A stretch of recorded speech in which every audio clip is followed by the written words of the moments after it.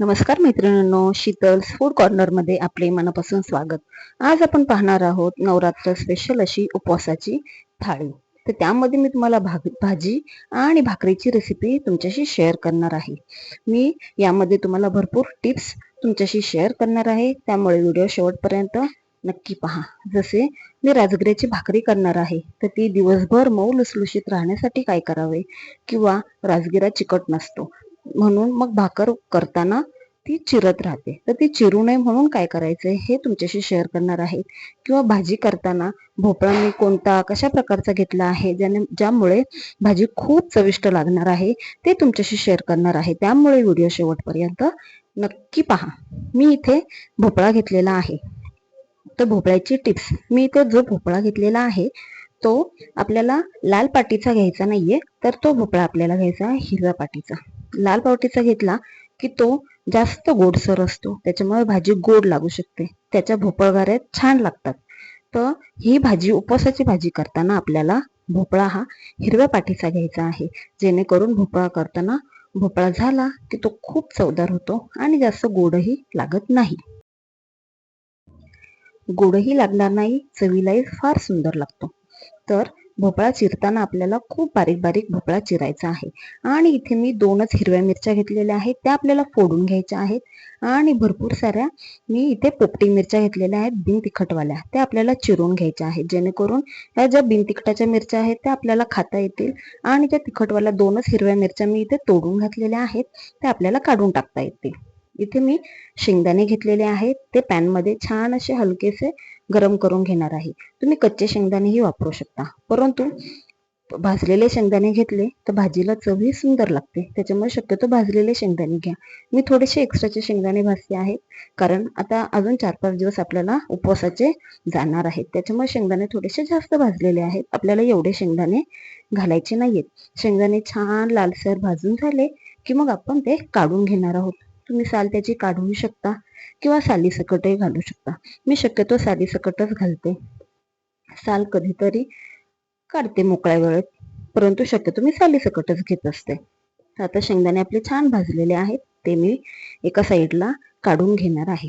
आता आपण करूया भोपळ्याची सुरुवात. तर सर्वात प्रथम मी कढईमध्ये पॅनमध्ये तेल गरम करत ठेवणार आहे. तेल गरम करत झालं, ॲक्च्युली हे माझं तेल आहे ना, मी उपवासाच्या पुऱ्या केलेल्या होत्या ना, त्याचं थोडंसं शिल्लक राहिलेलं तेल आहे, तेच मी घेतलेलं आहे. तेल छान गरम झालं की त्यामध्ये मी आपल्या ज्या मिरच्या घेतलेल्या होत्या त्या मिरच्या घालणार आहोत. आणि त्या मिरच्या जर तुम्हाला खायच्या असतील तर त्यामध्ये थोडंसं अगदी मिरची पुरतंच आपल्याला मीठ घालायचं आहे, त्याने आपल्या मिरच्या चवीला फार सुंदर लागतात. आणि मग ज्या हिरव्या मिरच्या घेतलेल्या आहेत त्या तिखट लागतात, त्या काढून टाकल्या तरी चालतील, परंतु ज्या बाकीच्या आपण छोटे छोटे चिरून घेतलेल्या आहेत त्या खायला खूप सुंदर लागतात. एकदा नक्की करून पहा. थोडंसं फक्त मिरचीच्या चवीपुरतं मीठ घालायचं आहे आपल्याला. नंतर भोपळ्याला अजून थोडंसं घालणार आहोत आपण, परंतु जर सगळं एकदमच घातलं तर मिरच्या जास्त खारट लागतात, त्याच्यामुळे आपल्याला फक्त मिरचीच्या चवीपुरतेच मीठ घालायचे आहे. आणि मिरची छान परतली, थोडंसं मी त्याच्यावर झाकण ठेवणार आहे, जेणेकरून मिरच्या आपल्या थोड्याशा सॉफ्ट होतील, चवीला सुंदर लागतात. मिरची आपली छान अशी परतली गेलेली आहे, पाहू शकताय. आता त्यामध्ये मी चिरलेला भोपळा घालून घेणार आहे आणि भोपळा छान असा परतायचा आहे आपल्याला. आणि आता भोपळ्यामध्ये आपल्याला चवीनुसार भोपळ्याच्या चवीचं मीठ घालायचं आहे. हे लक्षात ठेवायचं आहे की आपण मिरचीलाही थोडंसं मीठ घातलेलं आहे. आता भोपळ्याच्या चवीचं मीठ घालायचं आहे, परंतु शेंगदाण्याचं जे कूट आहे, आपण जो दाण्याचा कूट करणार आहे तो एकदम शेवटला, म्हणजे आपला भोपळा शिजला की मग आपण त्यामध्ये दाण्याचा कूट ऍड करणार आहोत. जर दाण्याचा कूट आपण आधीच ऍड केला तर भोपळा शिजायला टाइम घेणार आणि मग जी आपली भाजी आहे ती खाली बेसला लागत राहणार, जळत राहणार. त्यामुळे भोपळा शिजत आला की मग आपण त्यामध्ये दाण्याचा कूट घालणार आहोत. आता मी परत एकदा भाजी छान मिक्स करून परतून घेणार आहे आणि मग झाकण त्यावर ठेवून देणार आहे. एक 5-6 मिनिटांनी तुम्ही पाहू शकताय भोपळा आपला छान असा शिजलेला आहे.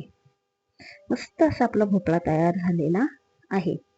थाळीमध्ये मी तुम्हाला केळाची वेफरही दाखवलेली आहे. तर केळाच्या वेफर कशी बनवायची घरच्या घरी अगदी 1.5-2 महिने ती कुरकुरीत राहील, तर त्यासाठी मी व्हिडिओ तुमच्याशी शेअर केलेला आहे, तो नक्की पहा. आपला भोपळा शिजलेला आहे.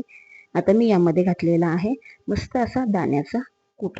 तो एकदम बारीकही करायचा नाहीये, ओबडधोबड असेल तरीही चालेल, परंतु बारीक एकदम केला की तो त्याचं फक्त पीठ होतं. त्याच्यामुळे थोडासा ओबडधोबडच करून दाण्याचा कूट आपल्याला घालायचा आहे. 1-2 मिनिटं परतायचा आणि मग अशा प्रकारे तयार झालेली आहे आपली मस्त अशी लाल भोपळ्याची उपवासाची भाजी. तुमच्याकडे कोणत्या कोणत्या भाज्या खातात त्या मला कमेंट्समध्ये तुम्ही नक्की सांगा. लाल भोपळा तुमच्याकडेही चालतो का? नक्की मला कमेंट्समध्ये सांगा. अशा प्रकारे तयार आहे आपली उपवासाची लाल भोपळ्याची भाजी. चला तर मग आता सुरुवात करूया आपण भाकरीला. तर इथे मी राजगिऱ्याचं पीठ थोडंसं घेतलेलं आहे, वरईचं पीठ थोडंसं घेतलेलं आहे आणि हो, ही भाकरी मी गरम पाण्यामध्ये करणार आहे. गरम पाण्यामध्ये केली तर भाकरी दिवसभर मऊसूतही राहते आणि आपलं जे राजगिरा आहे जो चिकट नसतो, भाकर चिरत राहते, तर ती चिरणारही नाही.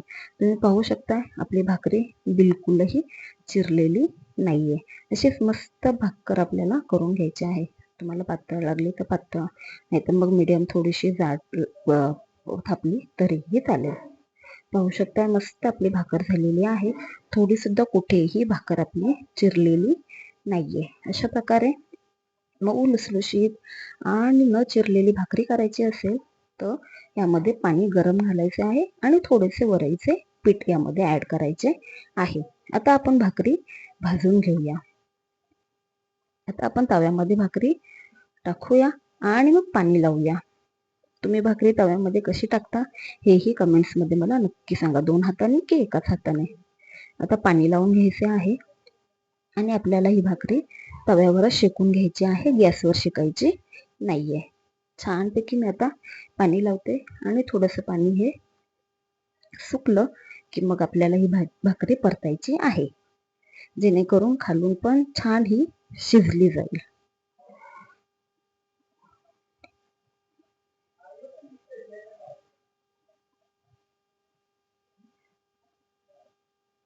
आता आपल्याला भाकरी आपली उलटून घ्यायची आहे.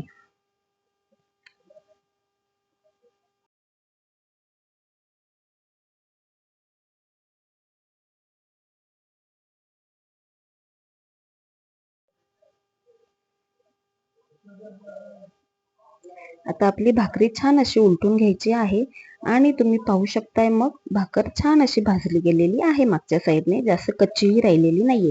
आता ही साईड आपली भाजलेली आहे, दुसरी साईडही आपल्याला तव्यावर शेकून घ्यायची आहे आणि मस्त एकदम टमटमीत फुगते ही आपली भाकरी. पाहू शकताय भाकरी फुगायला सुरुवात झालेली आहे. छान दोन्ही साईडने भाकरी मस्त अशी भाजून घ्यायची आहे. चवीला फार सुंदर लागते आणि संध्याकाळी खायला जरी राहिली तरीही मऊ लुसलुशीत ही भाकरी आपली राहते. त्याच्यामुळे दोन्ही साईडने छान अशी भाजून घ्यायची आहे.